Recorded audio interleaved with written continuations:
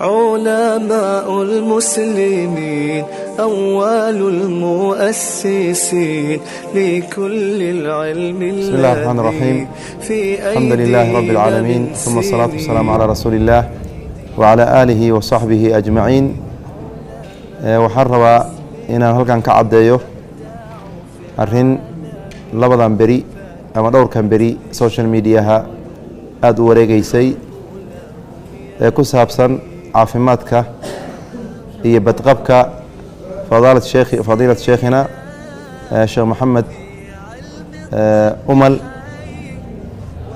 arrinkaas marka social mediaha waxyaabo badan ayaa laga sheegay, sida dhabta ahna sheekha ilaahay fadliga subxaanahu watacaala maalintii sabtidii ahayd ayaa qalliin lagu sameeyey fudud oo dhabarka ah, waana lagu guulaystay ilaahay fadliga subxaanahu watacaala.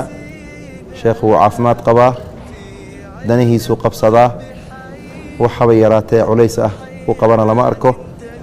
maanta ayaa igu dambeysay. alxamdu lilahi rabbi alcaalamiin.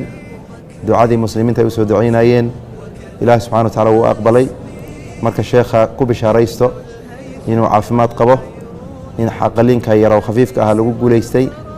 ilaahayna subxaana wa tacaala mar dhow waxaan rajo ka qabnaa inuu noo yimaado oo camalka khayriga ah oo dacawiga ahaa iyo ummadda hagitaankeedii aada ogeydeen inuu halkii nooga sii wado, cumrigiisana allah barakeeyo, caafimaad buuxana ilaahay hasiiyo subxaana wa tacaala. qolyaha viuska ka raadina sheekha xanuunkiisa ama geeridiisana ku bishaaraysto, faa'iido ma lahna hawsha iyada ah.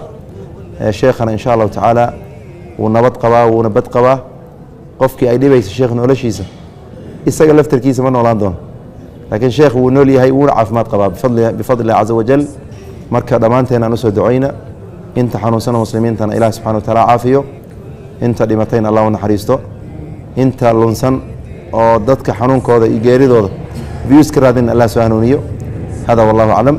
وصلى الله وسلم على عبده ورسوله المصطفى. مسلمين أبدعوا في العالمين، فكانت للشرق علوم والغرب لهم يدين.